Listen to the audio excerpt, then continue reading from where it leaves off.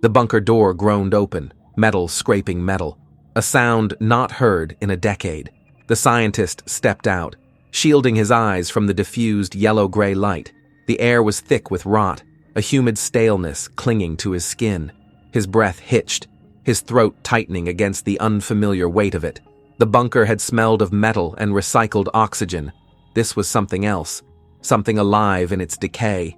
Beyond the rusted entrance, the world was a wreckage of its former self.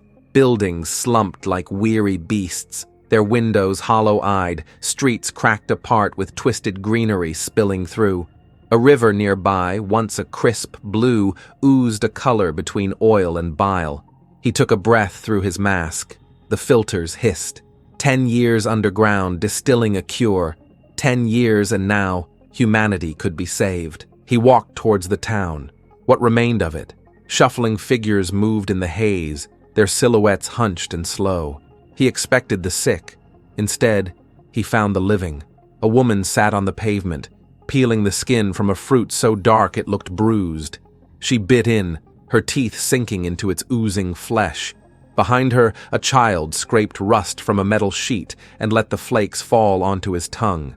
A man, shirtless, scarred, emerged from a crumbling doorway, carrying a bucket filled with something thick and writhing.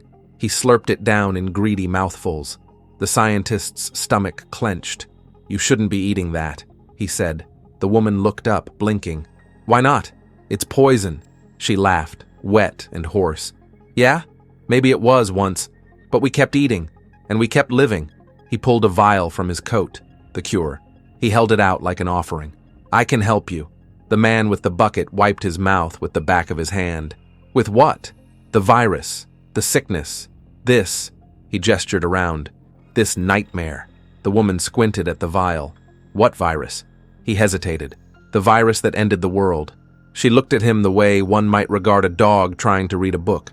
"Oh," she said, "that." The child, still licking rust from his fingers, tilted his head. "That was a long time ago." The scientist's grip on the vial tightened. "But I have the cure." The man shrugged. "Don't need it." The scientist's jaw tightened. "How? How did you survive? The water, the food, it should have killed you." His voice cracked, the weight of wasted years pressing against his ribs. The man wiped his mouth, smirking. "Guess we changed faster than you did." His pulse thudded in his ears. "You're sick. You're all sick. You just don't know it." The woman stood, stretching, bones popping like breaking twigs. "We know," she said. "But we're fine." He shook his head. "You're surviving." She smiled. Her teeth were not quite teeth anymore. Same thing. He backed away. They didn't follow. They weren't afraid. They weren't even angry. He was a relic, something washed ashore by a tide long receded.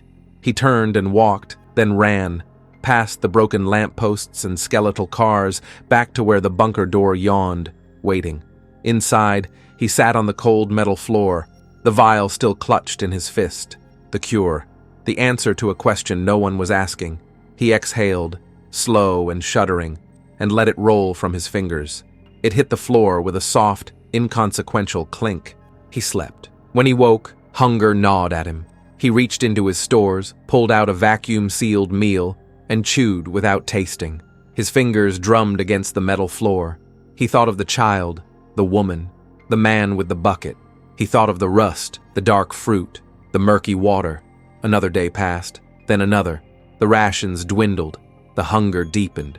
The cure sat where he had dropped it, gathering dust. On the 5th day, he sat by the bunker door, the last ration pack empty beside him.